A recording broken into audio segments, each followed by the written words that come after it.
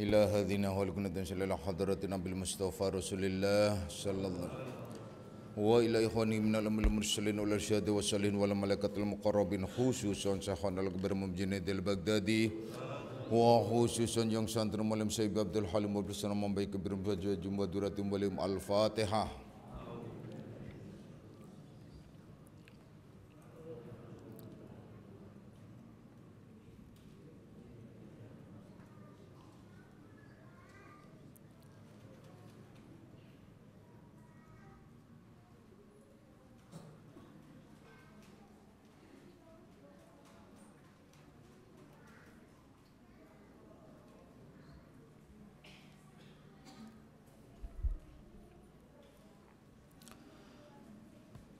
Assalamualaikum warahmatullahi wabarakatuh.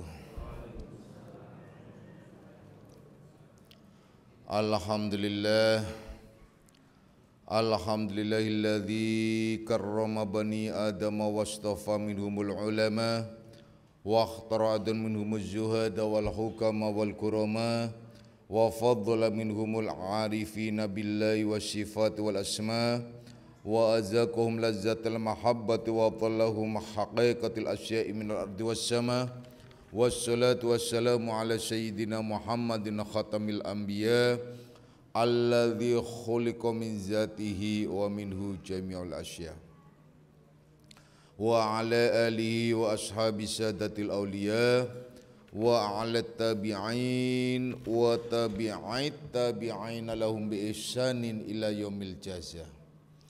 Subhanaka la ilma lana illa ma 'allamtana innaka antal alimul hakim wa la haula wa la quwwata illa billahil aliyil azim amma ba'd.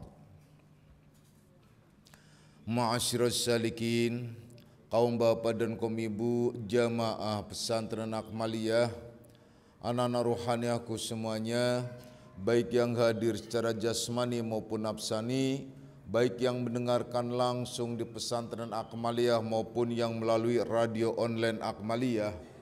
Insya Allah mudah-mudahan di senja hari ini kita bersama-sama mendapatkan limpahan rahmah, maghfirah serta hidayahnya, amin ya rabbal alamin.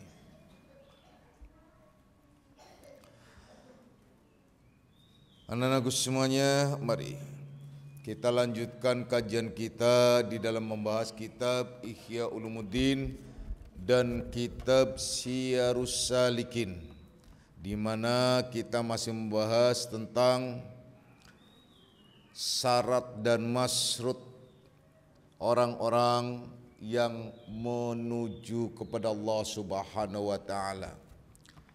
Sudah kami jelaskan pada pengajian-pengajian yang lalu bahwa untuk menuju kepada Allah Subhanahu wa taala itu syaratnya sama dengan orang yang menuju kepada rumah Allah. Kalau dipanggil oleh Allah, kita menjawab labbaik Allahumma labbaik. Ya Allah, aku memenuhi panggilanmu ya Allah. Itu untuk orang-orang yang sampai ke Makkatul Mukarramah dengan panggilan untuk mendatangi rumahnya. Sedangkan seorang salikin, orang yang ahlu tarikin, orang yang benar-benar mengabdi kepada Allah, itu kita semua bahkan seluruh umat hakikatnya itu berjalan menuju kepada Allah.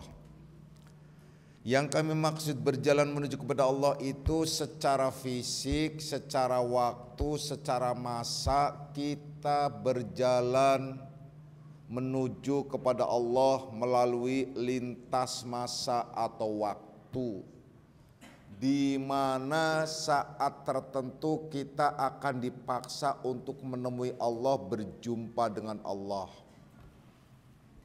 yaitu dengan habisnya masa kita hidup di dunia, masa ngontrak kita. Makanya jangan kepedean kita, ya. Jangan kepedean kita mau hidup selamanya, kemudian kita lupa segala-galanya, mengumbar nafsu kita, suka-suka nafsu kita. kita tuh nggak lama lagi akan meninggalkan dunia. Nah, awas loh, kita nggak lama lagi akan meninggalkan dunia ini. Berapa puluh tahun lagi belum tentu kita duduk sama-sama di sini. Sudah dipastikan, bahkan sudah dipastikan untuk saya saja udah nggak duduk di sini. Saya sudah pergi jauh, entah kemana. Nah, kalian nggak perlu tahu saya pergi kemana ya. Nah, yang jelas tentu saja ke akhirat ya. Ke akhirat saya nungguin kalian. Kalau kalian ternyata sampai di akhirat terlambat, tak tinggal ke surga ya. Coba renungkan baik-baik. Kita nggak akan lama hidup di dunia. Nah, semua makhluk manusia khususnya itu berjalan menuju kepada Allah. Namun jalannya ini dia akan berjumpa dengan Allah dengan apa nih? Berjumpa dengan Allah melalui proses ghadaballah atau rahmat Allah atau ridho Allah. Nah, orang yang meninggal dunia karena murka Allah, dia disebut su'ul khotimah. Berjumpa juga. Artinya perjumpaan di sini dalam tanda kutip, dia akan menemui Allah, mempertanggungjawabkan kontraknya di dunia. Nah itu, dia hidup di dunia itu macam apa? Nah itu. Kemudian ada yang datang kepada Allah dengan rahmat Allah, yaitu di mana dia mengabdi istiqomah menuju kepada Allah, tidak melepaskan, ya, tidak melulu, ya, mengikuti hawa nafsunya. Nah itu loh. Jadi sama-sama. Jadi hakikatnya kalian mau atau tidak, tetap menuju kepada Allah Subhanahu wa ta'ala. Nah itu persoalannya. Jadi daripada kalian menuju kepada Allah ternyata dengan ghadab Allah, dengan murka Allah, maka tataklah diri kita sekarang dengan menuju kepada Allah dengan cara kita mengabdi kepadanya hingga mendapatkan rahmat dan ridhonya, itu yang lebih baik. Nah, jadi menuju kepada Allah itu syaratnya 5 yang sudah kami jelaskan: bekal, senjata atau piranti, kemudian kendaraan, dan mursyid. Kemarin sudah dijelaskan, guru pembimbing. Jadi di dalam hidup di dunia ini, kalian itu kalau tidak punya pembimbing, tidak punya guru, itu sama aja orang tidak punya kelompok, tidak punya pemimpin, tidak punya yang bertanggung jawab nanti di hadapan Allah. Sedangkan mengangkat seorang pemimpin di antara kita itu wajib. Artinya pemimpin dalam hal ini ialah pembimbing, bukan pemimpin politik negara, bukan. Ya. Seperti orang kalau ada berjalan cuma pergi satu tempat bertiga, angkat pemimpinnya satu, kamu yang menjadi guide-nya. Istilahnya tuh begitu.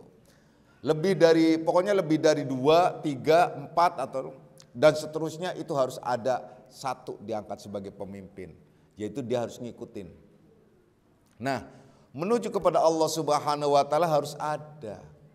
Jadi kalau kalian atau orang-orang umum itu kepedean, dia sudah sholat, sudah puasa, nggak ngaji, dia merasa udah jadi gurunya, nyaris nggak ada semuanya. Itulah yang penting dengerin dari TV, dengerin dari radio, dengerin dari ceramah umum dan sebagainya, main comot-comot sana sini, hanya sekedar baca buku.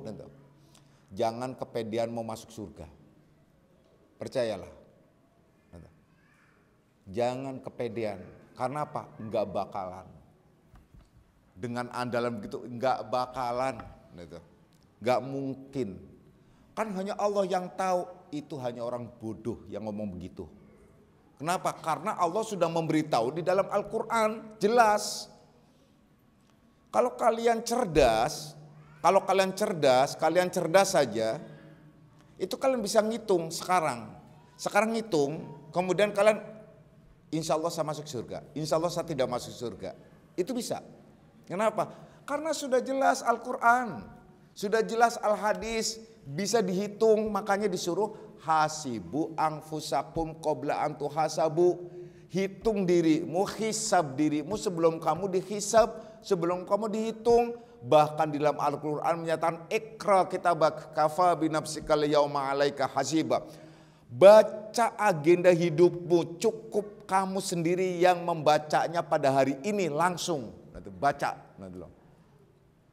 Jadi kalau ada orang, ya tahu yang diterima atau tidak ibadah seorang kan hanya Allah, itu orang bodoh. Ya kan memang hanya Allah, bisa. Kalian bisa mengetahui apa sih? Contoh.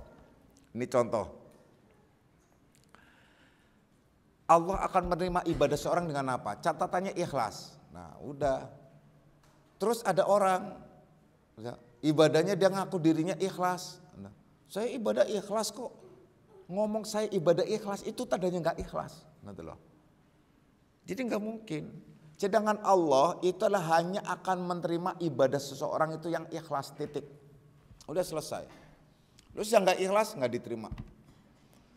Terus ikhlasnya macam apa? Ikhlas itu bertingkat-tingkat akhirnya, runutannya tuh begitu. Itu contoh.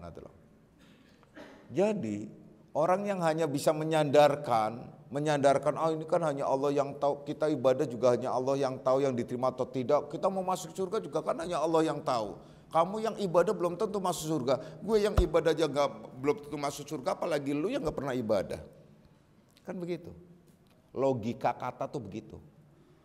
Alah, pakai kudung kesana mana sok alim belum tentu dapat pahala. Lah gue yang pakai kudung aja belum tentu dapat pahala, apalagi lu yang telanjang. Kan gitu. Logika kata tuh begitu gitu loh. Jadi banyak kata-kata orang atau kata-kata orang yang menjadi racun dan perkataan orang-orang bodoh yang hanya untuk pembenaran nafsunya, itu yang dimaksud. Jadi jangan kepedean orang yang tidak punya guru, orang yang tidak punya mursyid, orang yang tidak punya pembimbing, dia cukup merasa sholat, puasa, zakat, kemudian dia merasa ingin dapat surga. Gak usah pembuktian tadi, ayo dibuktikan sekarang. Kita sama-sama baca kitab, kita sama-sama baca Al-Quran, sama-sama baca hadis, clearkan, kira-kira benar gak? Nah itu loh. Gak usah nanti di akhirat deh. Nah. Di akhirat nanti soalnya nggak bisa ke dunia lagi, mumpung di dunia supaya taubat gitu loh. Supaya orang-orang yang merasa sok dirinya bisa jalan sendiri itu adalah supaya taubat, supaya dia bergabung, bersinergi. Kalau kalian semuanya sebagai contoh, saya mengatakan begini bukan berarti kalian suruh di akmaliyah ya. Awas jangan salah. Bukan berarti saya menyuruh kalian untuk di akmaliyah, kalian berhak dan punya demi Allah. Terlintas sedikit pun tidak saya mengajak kalian untuk di akmaliyah. Saya hanya menjelaskan bahwasanya kalian wajib punya pembimbing. Kalau tidak punya pembimbing, jangan harap kalian mendapatkan nilai di sisi Allah. Jadi kalau kalian tidak nyaman dan kurang cocok, tidak sesuai dengan selera kalian di satu tempat, termasuk di akmaliyah, kalian wajib mencari pembimbing lain. Pokoknya di mana saja berada harus ada guru utama, yaitu guru yang dijadikan patokan. Kayak orang sekolah tuh punya patokan utamanya siapa? Yaitu yang bertanggung jawab dalam kelas itu disebut wali kelas. Guru boleh banyak, tapi wali kelas satu. Kalian guru boleh banyak, tapi pembimbing satu, yang menjadi patokan itu satu. Jadi jangan serakah, itu juga pembimbing saya, ini juga pembimbing saya, itu juga nggak bisa. Mursyid orang tua ruhannya itu hanya satu, guru boleh banyak. Nah, ya. Jadi kalian ambil patokan satu dan berbaiat kepadanya dan berserah diri sepenuhnya kepadanya, dan itulah yang paling baik. Itu sudah dijelaskan pada kajian yang lalu ya. Jadi pembimbing atau guru itu syarat yang keempat menuju kepada Allah Subhanahu wa taala agar selamat. Kalau tidak ya sudah. Artinya siap-siap saja, saya hanya akan mentertawakan orang-orang yang sok-sokan semacam itu, tapi nanti saja di akhirat. Ya. Kalau sekarang di dunia ya sudah susah, tapi harusnya sebenarnya di dunia ini dikasih tahu. Tapi kalau nggak mau dikasih tahu ya sudah terserah. Lawang yang memberi hidayah Allah kok, yang menyesatkan juga Allah juga. Jadi kalau orang itu sudah disesatkan oleh Allah, tidak ada satupun yang bisa memberi hidayah. Apabila sudah diberi hidayah, tidak ada satupun yang bisa memberi petunjuk. Itu saja persoalannya. Jadi walau saya ngotot sekalipun untuk memberikan pemahaman kepada orang tersebut, tetap saja nggak bisa. Apalagi sekedar saya, seorang nabi, Nabi Ibrahim, tidak bisa mengajak ayahnya sendiri untuk masuk menyembah atau mempunyai akidah yang sama menuju kepada Allah dengan baik. Ayahnya sendiri tuh Nabi Ibrahim. Kemudian siapa lagi? Nabi Nuh, tidak bisa dia terhadap anaknya, itu tidak bisa. Makanya anak lahiriah itu adalah belum tentu menjadi anak ruhaniah, termasuk itu anaknya Nabi Nuh. Itu An'am namanya. Sampai Nabi Nuh itu karena cintanya seorang ayah, nalurinya seorang bapak, sampai pada saat banjir bandang itu adalah sudah mulai menutup desa, dia itu berenang. Sementara Nabi Nuh sudah di perahu, dia berteriak, wahai anakku cepat kemari. Percayalah dengan bapak kamu akan selamat. Percaya, ya Allah jangan engkau celakakan anakku. Langsung ditegur oleh Allah, hai Nuh, jangan kamu meminta yang kamu tidak tahu. Kamu tahu dia itu bukan anakmu. Tuh kan, Nuh aja nggak tahu, jadi nggak bisa. Loh ya. Makanya kalau kalian mempunyai kesempatan di mana kalian ada hati cenderung dan cinta kepada salah seorang mursyid, pembimbing atau siapapun, pelihara, karena itulah sebagai tanda-tanda hidayah Allah. Kenapa? Famay yahdi fahuwa muhtadi. Barang siapa yang diberi petunjuk, dialah orang yang mendapatkan petunjuk. Akan dipertemukan dia dengan seorang mursyid, yaitu yang disebut waliya mursyidah. Wa yudlil falang tajidalahu waliya mursyidah. Barang siapa yang tidak diberi petunjuk oleh Allah, disesatkan, maka dia tidak akan bertemu dan berjumpa dengan waliya mursyidah. Itu ayat, jelas itu ya. Dah jelas itu ya. Kemudian untuk Nabi Lut contohnya, dia tidak bisa mengajak istrinya, nggak bisa. Tetap saja istrinya selingkuh ya. Dia istrinya selingkuh, langsung belok ke belakang, sementara Nabi Lut itu sedang kedatangan tamu pemuda yang ganteng, yang semampai dan luar biasa. Sementara namanya aja kan Nabi Lut. Nabi Lut itu liwat, itu orang yang disebut ya orang ini semacam kayak G gitu ya. Jadi ya itu pokoknya gitu deh, gitu. Susah jelasinnya ya. G itu itu kebanyakan masyarakatnya, tapi kebanyakan masyarakatnya dia lebih suka laki-laki sama laki-laki, perempuan sama perempuan. Saya heran kalau laki-laki sama laki-laki mau main anggar atau gimana gitu loh. Perempuan sama perempuan terus mau ngapain gitu loh ya. Sumur ketemu sumur, apa yang terjadi ya. Kan? Aneh kan? Yaitu tadi karena penyakit gitu ya. Istrinya pada saat Nabi Lut itu kedatangan tamu yang ganteng, akhirnya istrinya keluar langsung ngasih tahu ke masyarakat. Wih, ternyata di rumah saya ada pemuda ganteng loh, nggak ada di sini. Wah, pada datang semuanya. Masyarakat itu pada datang karena apa? Naksir pemuda itu dan semua laki-laki. Akhirnya orang-orang yang pada berjibun masuk mau merebut anak muda itu hanya mengulurkan telapak tangannya, langsung sapu mukanya rata semua, hidungnya pesek, ininya semua, jadi semua jadi rata mukanya, plak. Ternyata dua pemuda itu adalah malaikat yang memberitahukan kepada Nabi Lut bahwa sebentar lagi ini daerah lembah ini akan ditenggelamkan dan akan diratakan dengan tanah. Akhirnya Nabi Lut pergi dengan anak perempuannya ke satu gua tertentu. Nah itu contohnya. Gak bisa kan? Itu nabi-nabi lain. Kita lagi selevel nabi besar kita Muhammad sallallahu alaihi wasallam yang notabene nabi yang disebut rahmatan lil alamin. Itu juga ternyata gak mampu, gak bisa, ditegur oleh Allah. Lagi-lagi karena apa? Ya manusianya muncul cinta kasihnya. Kenapa sih? Nabi Muhammad itu dibesarkan dan dilindungi atau di backup oleh Abu Thalib. Ya. Abu Thalib itu bapaknya Sayyidina Ali, alias pamannya Nabi Muhammad, gitu. Yaitu adiknya Abdullah. Jadi saudaraan, kakak beradik dengan Abdullah itu, yaitu bapaknya Nabi Muhammad itu sendiri. Itu yang namanya ada orang yang mau macam-macam sama beliau, sama Nabi besar kita Muhammad sallallahu alaihi wasallam, itu akan berhadapan dengan Abu Thalib.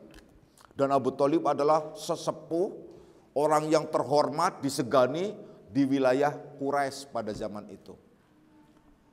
Abu Thalib mengakui kebenarannya, artinya dia melindungi ponakannya dan dia mengakui iya memang dia, tapi dia tidak mau membaca syahadat karena gengsi.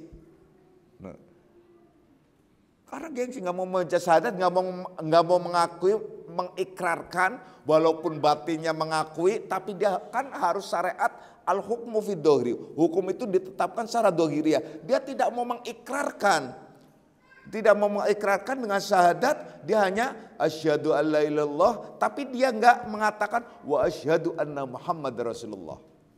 Jadi kurang pengakuan di situ. Nah, akhirnya pada saat menjelang sakratul maut, menjelang meninggalnya, Nabi besar kita Muhammad sallallahu alaihi wasallam langsung membimbing untuk membaca syahadat, terus kayak memaksakan. Tapi Abu Thalib tidak mau, tetap dia berbungkam, terus memaksakan sampai beliau tuh nangis dan memaksakan. Akhirnya ditegur oleh Allah, ya Muhammad, kamu tidak punya hak untuk memberi petunjuk dan hidayah kepada siapapun. Hidayah itu aku yang berhak. Tuh, ya. Jelas kan? Oleh karena itu apabila kalian mendapatkan hidayah, terima karena itu sebagai minah dan anugerah, pegang dan pelihara. Nah, itu yang dikhawatirkan kalau kita sudah mendapatkan anugerah tersebut, akhirnya kita runtuh, lewat, rusak, ya. Itu sudah jelas ya. Jadi begitu pentingnya seorang mursyid, begitu pentingnya seorang guru, dan bahkan disebutkan di sini thalabus syekh fi tariqi wajibun ala kulli muridin walau kana min akabiril ulama. Jadi artinya di sini mencari seorang syekh, mencari seorang mursyid, mencari seorang guru, mencari seorang pembimbing di dalam thariqah, perjalanan menuju kepada Allah itu wajib bagi orang-orang yang menuju kepada Allah, bagi seorang murid. Walau murid itu orang tersebut sebesar-besar ulama fikih sekalipun, walaupun dia sudah ulama terkenal sekalipun. Artinya ulama terkenal itu ulama fikih, ulama sains, ulama yang hanya bisa orasi, ulama yang hanya bisa di panggung seumpamanya, yang bisa dakwah di pentas, ulama entertain seumpamanya. Walau sebesar-besar ulama itu sekalipun, itu wajib. Nah, wajib dia mencari guru dan berbaiat kepada seorang mursyid untuk menuju kepada Allah. Sebut saja contohnya ulama Indonesia itu yang terkenal di media, salah satunya siapa? Sebenarnya Quraisy Shihab sebenarnya. Contoh ini Quraisy Shihab. Quraisy Shihab kalau dia belum memahami dan mengerti tentang thariqah, walau dia adalah membacakan tafsir Quran sekalipun, wajib dia baiat dan cari mursyid. Kalau enggak bisa. Nah itu. Tapi kalau dia memang sudah punya jalan thariqah sendiri, silahkan itu. Itu contoh, nanti ya. Itu contoh gitu. Wajib, jadi bukan berarti dia sudah selesai. Jadi kalau dia tidak punya perjalanan untuk menuju kepadanya, nggak bisa. Itu hanya sekedar wacana akhirnya. Penafsiran Al-Qur'annya juga wacana, penafsiran pemahamannya juga wacana, semuanya wacana yang tidak bisa diamalkan dirinya sendiri. Artinya yang tidak bisa dijabarkan oleh dirinya, di mana perjalanan menuju kepada Allah Subhanahu wa taala. Sebagai contoh ialah saat Allah mengajak untuk berjumpa dengannya, yaitu dalam surat Al-Kahfi ayat 110 contohnya ya, yaitu barang siapa yang ingin berjumpa dengan Tuhannya, berjumpa kembali ya, itu hendaklah beramal soleh dan tidak syirik walau seorang jua pun. Oke, amal soleh sudah dilakukan, tapi tidak syirik walau dengan seorang jua pun, sudahkah ia memahami dan sudahkah ia dalam perjalanannya, itu contoh yang paling sederhana. Kemudian ulama siapa? Banyak lagi ulama-ulama yang semacam itu. Apalagi ulama-ulama yang sepitil-pitil tuh, yang blingsatan, yang hanya jelalatan ngomongnya, blingsatan kelakuannya. Nah, ceramah sumpamanya dia sampai naik-naik ke mimbar, jelalatan kakinya melantang sini, ada saya pikir. Itu apalagi semua orang-orang semacam itu lagi ya. Itu udah nggak mencerminkan, tidak mencerminkan orang yang menuju kepada Allah Subhanahu wa taala. Itu contoh-contoh, itu wajib ya. Karena itu hanya sebatas ulama artis ya. Ulama yang mengartis ya entertain, lebih cenderung ke situ ya. Tapi umat banyak suka yang begitu. Nah, itulah kebodohan umat di situ kasihannya. Jadi kalau yang dididik benar secara intens itu malah dia minggir sumpamanya. Nah itu minggir. Nah ini kebanyakan. Jadi mencari seorang mursyid itu wajib bagi setiap orang yang menuju kepada Allah. Malas syekh lahu, dan barang siapa yang tidak mempunyai syekh, tidak mempunyai guru, fasyaitanu syekhu, fasyaitan syekhu, maka setan itu gurunya, syekhnya. Jadi kalau kalian baca, contohnya baca buku, udah baca buku, dibeli di mana, di Gramedia, di mana saja, di toko-toko buku, baca terus, itu saja. Kalian tidak mempunyai seorang guru di mana untuk bisa mentasihkan, mentabayunkan, artinya mencocokkan pendapatnya, pemahamannya, itu sama saja syekhnya juga setan. Jadi gurunya itu setan. Karena apa? Yaitu di mana pemikiran, kemudian kesimpulan-kesimpulan itu hanya dari angan-angan dan pemahaman dirinya yang belum tentu kebenarannya. Itulah. Karena pemahamannya masih dangkal ya. Nah, kemudian kita lanjutkan, adapun yang kelima itu disebut ikhwanul mukminin, yaitu saudara seiman seperjalanan menuju kepadanya. Orang yang menuju kepada Allah itu butuh saudara, teman, sahabat ya. Mencari sahabat dunia akhirat itu susah. Seperti hadis yang dijelaskan oleh Rhoma Irama, mencari teman ya. Kan gitu, jadi mencari teman memang mudah.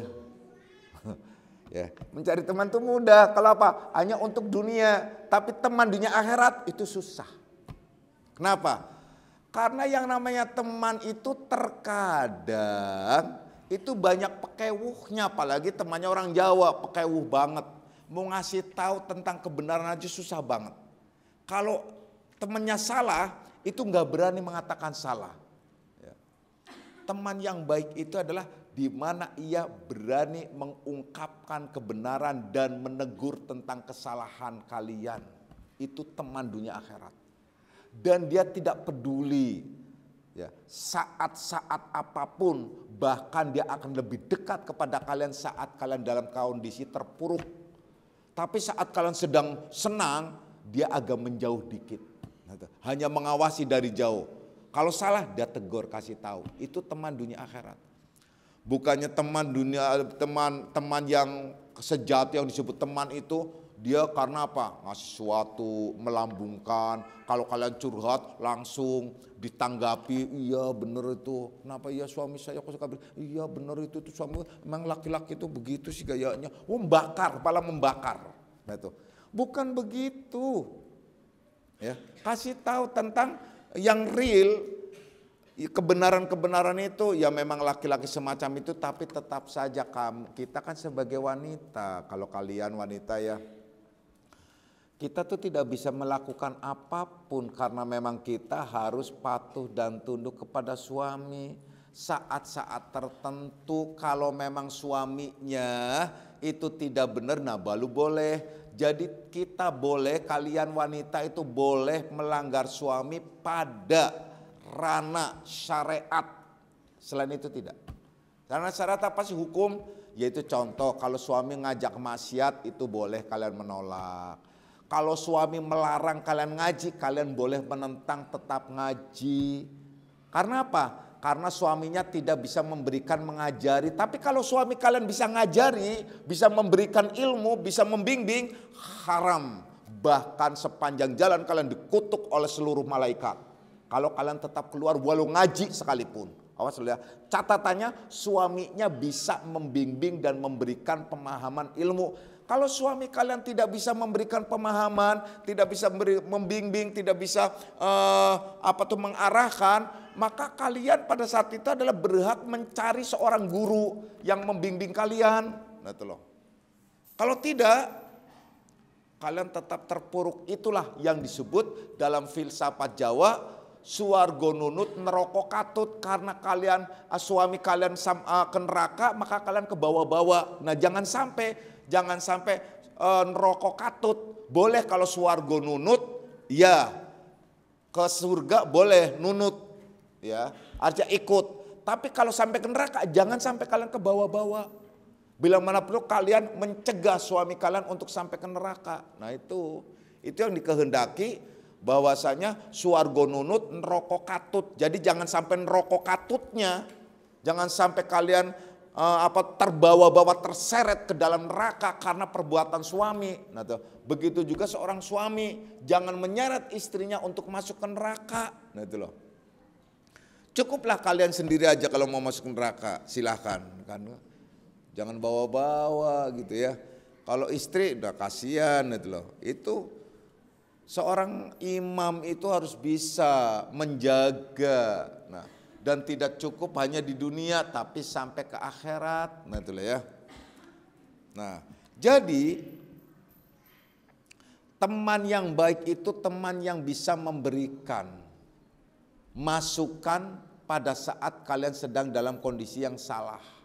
Nah, itu tuh teman yang baik, itu teman dunia akhirat. Jadi kalau kalian salah tuh dikasih tahu. Kalau kalian benar, ya dikasih tahu, iya kalian sudah benar kok. Udah jalan aja terus, masa bodoh, biarkan anjing menggonggong, kapilah tetap berlalu. Biarkan bebek wek-wek, kita tetap mewek kan gitu. Nah, itu dong, kalian tuh. Jadi yang disebut dengan filsafat semacam itu tuh pada hal yang benar. Kalau kalian sudah tahu kalian ngaji di Akmal itu benar, masa bodoh mau orang mau ngomong apapun, mau masa bodoh, yang penting kita jalan. Emangnya masuk neraka kalian bisa nolong, gitu. Selesai kan begitu. Ya. Kalau kalian ngaji di tempat manapun, kalian sudah tempat mana saja, bukan di Akmal, tapi kalian merasa itu benar, sudah masa bodoh. Orang mau mengatakan apa, kalian jalan terus, nah itu loh, jalan terus, nah itu. Ikuti, nah itu. Kalau kalian sudah tahu bahwa itu memang benar dan kalian tahu benar, nah itu loh. Ya, jadi jangan terpengaruh. Kalau kalian sudah meyakini satu keyakinan, jangan terpengaruh oleh situasi dan kondisi apapun. Jadi mencari teman atau kita berkomunitaslah pada tempat dan wilayah yang baik. Kalau orang dulu bilang tuh kalau berteman dengan tukang minyak, kita maksud parfum, orang tukang parfum itu kan sering itu kan kalau mau nawarin cobain dulu langsung colek, jadi wangi, wangi gitu ya. Saya tuh kalau ke satu tempat sebut saja bajunya agak lusuh karena seharian kemana-mana, akhirnya mau ke tempat lain di mall itu semuanya saya beli baju kaos saya pakai langsung ke tempat minyak. Tempat parfum, padahal banyak kenal parfum, terus cobain ini baju baru soalnya supaya wangi gitu. Iya nggak apa-apa, iya ini testernya itu udah selesai, nggak ya untuk sekarang nggak dulu ya, oh iya nggak apa-apa, nggak apa-apa Pak gitu loh. Nah, karena apa tahu saya suka beli gitu sumama di situ. Itu contoh. Jadi kalau berteman dengan orang-orang yang tukang minyak, tukang parfum itu kita wangi, ya. Tapi kalau kalian berteman sama bengkel itu atau tukang abu, kalau orang dulu bilang tukang abu gitu, itu pasti kotor gitu. Kalau temannya orang yang biasa bongkar pasang mobil kan pakainya wearpack terus tuh, pakai wearpack kemudian pakainya kotor gitu, ya udah salaman aja udah kotor gitu loh. Tuh. Kemudian ke bengkelnya Sekarang mana ada sih bengkel motor, bengkel mobil yang bersih? Kecuali tertentu ya, kecuali adalah yang premium, itulah. Itu kalian pinggir jalan sana ada lihat. Itu apa tuh ininya saja, apa namanya lantainya saja itu hitam keling, nah tuh. Bukan hitam karena cat, hitam karena oli, nah tuh loh. Nah, karena macam-macam. Jadi kalau kalian nginjak situ aja nggak pakai itu, nggak pakai sendal, itu udah kotor, nah tuh. Nah, ya beda lagi kalau bengkel-bengkel khusus ya, mobil-mobil premium mungkin adalah bersih ya. Nah itu, tapi kalau ke bengkelnya ya tetap, kalau ke dalamnya ya tetap kotor, nah itu loh. Jadi kalau kalian berteman dengan yang wangi, kalau kalian berteman dengan para ulama, kalian adalah mempunyai yang disebut mahabbatul ulama, itu dianjurkan. Cinta kalian terhadap para ulama, orang-orang yang berilmu, kalian akan ketularan ilmu. Tapi kalau kalian berteman dengan ahlul mujadalah, orang yang hanya bisa berkata-kata, orang yang bisanya itu adalah hanya berdebat, berdiskusi, hanya berwacana, kalian akan terbawa arus berwacana dan kalian hanya sebatas angan-angan. Surganya pun kalian tidak akan mendapatkan. Akhlaknya pun kalian tidak akan mendapatkan, yang ada ialah berantem mulu. Dikit-dikit ngomong bid'ah lu, kafir lu, udah macam-macam. Dikit-dikit bid'ah, dikit-dikit kafir, dikit-dikit murtad, dikit-dikit munafik, dikit-dikit terus. Itu orang ahlul mujadalah namanya, ya. Jadi kenapa? Tidak mempunyai kebijakan, kepiawaian sebagaimana yang telah dicontohkan oleh Rasulullah Sallallahu Alaihi Wasallam. Rasul saja terhadap orang non muslim, orang yang menyakiti, ini adalah contoh-contoh ya kepiawaian di situ. Nih, tiap hari Rasulullah Sallallahu Alaihi Wasallam itu saat lewat itu selalu diludahin sama orang. Apa yang terjadi? Beliau diludahin, ya maklum karena belum punya kekuatan banyak, ya udah sabar gitu. Diludahin, sabar. Lewat diludahin, sabar. Lewat lagi diludahin lagi, ya sabar gitu loh. Coba kalau kalian, rasanya itu adalah terhina banget kan diludahin. Seorang Rasul loh. Rasul bukan sebatas Rasul, kalau pada zaman itu tentunya dia seorang jenderal, sudah jenderal juga dia seorang panglima, bukan sebatas panglima, dia juga sekaligus presiden tuh. Kalau mau diukur sekarang tuh, ya. Tapi dia nggak marah, nggak marah, nggak apa, dia senyum aja, diludahin senyum, ya. Suatu saat pada saat lewat, dia nggak ada yang ludahin, itu di pertigaan, di perempatan. Banyak juga orang duduk situ dan banyak orang-orang yang biasa nongkrong. Itu nggak ada yang ludahin, beliau berdiri sampai tunggu lama sambil merem. Kok nggak ada luda-luda datang ya? Karena apa? Karena sudah kebiasaan. Sebenarnya kalau sudah biasa itu memang enak gitu loh. Kalau kalian biasa dikatain sama orang, nyaman, udah dikatain udah biasa. Diledek udah biasa, dibully ya sudah biasa, diapa-apanya sudah biasa. Sama tuh seperti orang-orang yang suka ngebully semacam itu biasa, itu nikmat. Apalagi nasi kebuli, lebih enak lagi, ya. Udah. Jadi itu begitu, Rasulullah Sallallahu Alaihi Wasallam sampai diem. Setelah diem, akhirnya dia tanya yang ada di sekitar situ.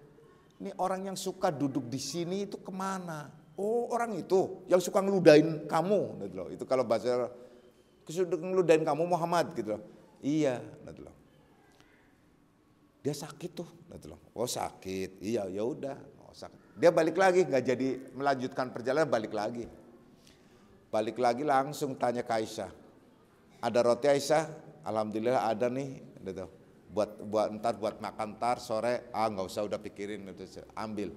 Ada nggak kira-kira ramuan obat-obatan apa segala macam? Kalau sekarang ya pil apa segala macam lah istilahnya. Ada ini, ambil, bawa bungkus. Mau kemana ya Rasulullah? Ini buat sahabatku, dia tuh sakit. Aisyah udah langsung sahabat, ya udah nggak kebayang itu sahabat. Datengin cari rumahnya, orang itu lagi demam tinggi, merintih-rintih, dengar assalamualaikumnya Muhammad, suaranya Muhammad, dia intip, Muhammad, aduh bahaya nih urusannya, wah ini dia dendam, rese ini beraninya kalau giliran saya sakit aja, itu udah ngedumel begitu aja. Wah giliran sakit aja dia berani lu dasar. Wah ada cemen tuh Muhammad tuh. Udah macam-macam. Udah ngomong-ngomong begitu, dia ketok-ketok sampai 3 kali, akhirnya dia buka sambil udah siap-siap dia pegang pedang beringis-beringis gitu loh. Kenapa sakit? Oh ya sakit. Saya sengaja kesini menengok karena kamu sakit. Biasanya kamu ngeludahin, kok kamu sakit gitu loh. Kok nggak ngeludahin lagi? Mau supaya sembuh sekarang ngeludahin. Dia diem. Udah diem. Akhirnya masuk orang itu udah mulai reda. Artinya oh ini baik banget ya orang ya. Orang biasa diludahin. Nah ini ada roti. Nah, ini ada ramuan obat. Kamu minum ini ya. Semoga cepat sembuh dan nanti bisa ngeludahin saya lagi. Tuh. Ya Allah akhlaknya Rasul saat itu ya. Itu persis tuh kayak mangga. Mangga tuh kalau ditimpuk itu ngasih mangga loh. Kalau kalian ditimpuk apa? Nimpuk balik. Ini mangga kalian aduh akhlaknya sama mangga aja kalah kan sama pohon mangga. Coba kalian timpuk pohon mangga yang berbuah itu. Timpuk itu jatuh mangganya. Nih aku kasih deh mangga. Loh udah tuh.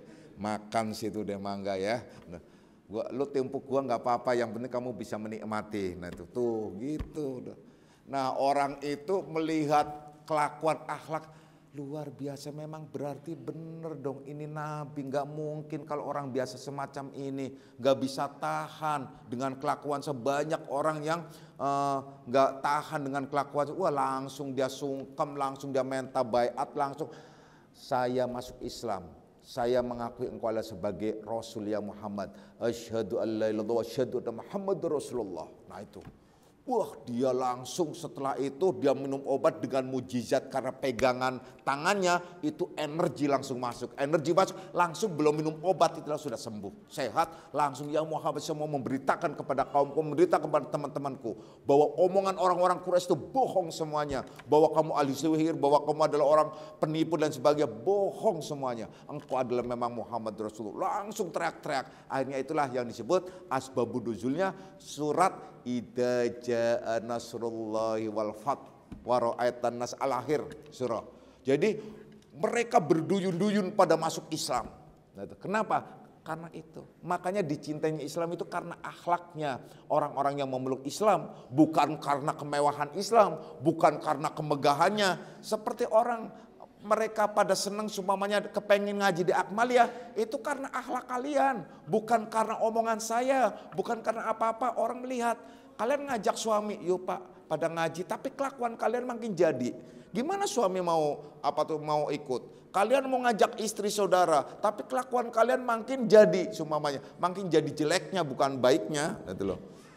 Ya bagaimana coba mau ikut? Suami sama tetangga sumamanya dia liatin, kan memperhatikan tiap hari, kok orang tambah sekarang tambah bagus, tambah baik, kok tumben ya. Biasanya pakainya lekbong, kok sekarang pakainya rapi, pakai kudung, kemudian biasanya nggak pernah senyum, dia senyum gitu loh. Biasanya nggak ngasih kue, dia ngasih kue kirim. Nah, biasanya nggak ngirim makanan, kalau lebaran dia ngirim makanan. Kalau ada apa-apa dia baik, kemudian selalu negur, selalu biasanya judes. No. Kan orang itu akhirnya bertanya, apa dia yang merubah dirinya? Apakah dia kesurupan jin atau gimana? Kan pikirannya macam-macam. Terus dia tanya-tanya, cari saya ikut. Oh ngaji di Akmaliyah. Oh iya di Akmaliyah. Oh iya. Akmaliyah kayak apa sih ngaji? Penasaran dia. Akhirnya tanya, ikut dong mau kemana? Mau ngaji? Masa sih? Ya ikut dong, ikut. Akhirnya ikut ngaji. Setelah ikut, oh dengerin. Oh iya benar. Oh iya begini. Langsung. Dan terus begitu. Dan itu getok tular itu selalu begitu. Tapi kalau kalian mau ngajak tetangga, mau ngajak apa dengan omongannya saja, sementara mau ngajak tetangga kalian ngomong macam-macam tentang tauhid, tingkat tinggi tentang ini macam-macam. Tapi kelakuan kalian aneh. Kenapa? Tiap hari berantem mulu sama istri. Istri berantem mulu, tetangganya bingung. Ini ngaji berantem tetap gitu loh. Awet rajet. Ini ngajinya macam apa? Ini jangan-jangan ngajinya sesat ini. Bikin orang ada semacam ini. Nah kan akhirnya begitu. Ya kan? Coba. Terus gimana? Nah, itu contoh. Jadi kalau mau mencari teman yang baik. Teman yang kalau kalian mau mencari teman, ajak teman yang baik. Nah, kalau kalian teman yang baik dunia akhirat, seperjalanan itu sebenarnya istri atau suami, anak atau orang tua atau saudara kandung terdekat itu adalah teman yang paling baik. Karena yang langsung bersinergi. Nah itu harusnya tuh begitu ya. Jadi kalau kalian jadi istri yang solehah, nurut, manut, nunut sama suami dengan catatan tidak melanggar nilai-nilai agama itu, ya. Begitu juga kalian sebagai laki-laki menjadi imam, imam yang bijak, omongannya bisa dinunut, ya, bisa ditiru, bisa dijadikan uswah. Nah, kalian menjadi imam, jadi suami malah ngomongnya sama istri semena-mena. Oh, dasar lu gembrot. Ya memang gembrot, gak usah diomongin juga udah gembrot, udah bulat gitu. Ngapain diomongin? Kalau ngomong, dasar lu cantik, dasar lu langsing. Walaupun dia tersipu-sipu gak percaya, tapi dia tetap senang gitu loh. Itu wanita gitu loh. Karena wanita rata-rata itu sifatnya selalu ingin dibohongi gitu loh. Ya, kalau suami bohong tuh mau gitu loh ya. Kalau dipuji-puji walaupun yang nggak sebenarnya itu tersipu-sipu, seneng banget itu, bangga rasanya. Tapi kalau dikatain yang sebenarnya malah dia marah, ya. Dikatain jelek, dasar lu pesek, hitam jelek, marah gitu. Iya kan udah tahu hitam pesek jelek tapi udah dipoyok dilebok gitu loh. Ya, dipoyok dilebok istilah itu orang mana itu nggak tahu tuh, ya. Itu begitu. Jadi akhirnya teman yang paling baik seperjalanan itu gunanya apa? Untuk berdiskusi, untuk saling memberitahu, untuk mengingatkan. Teman yang baik itu teman yang tidak menginginkan sesuatu apapun yang ada pada diri kalian. Itu saja cirinya. Tidak berharap sesuatu apapun yang ada pada diri kalian. Kecuali dia adalah mengajak kebaikan. Itu teman dunia akhirat. Itulah yang dijadikan untuk menuju kepada Allah Subhanahu wa Ta'ala. Insya Allah kita akan lanjutkan ya. Ini sudah selesai 5 syarat perjalanan menuju kepada Allah. Kita akan lanjutkan ciri-ciri lagi perjalanan yang untuk menuju kepada Allah Subhanahu wa Ta'ala. A'udzubillahi minasyaitonirrajim. Bismillahirrahmanirrahim. Raditu billahi rabban alamin dinan wa bi Muhammadin nabiyya. Raditu billahi rabban alamin dinan wa bi Muhammadin nabiyya. Raditu billahi rabban alamin dinan wa bi Muhammadin nabiyya. Asyhadu an la ilaha illallah wa asyhadu anna Muhammadar Rasulullah. Hadanallahu ikum ajma'in wa lafu minkum. Wassalamualaikum warahmatullahi wabarakatuh.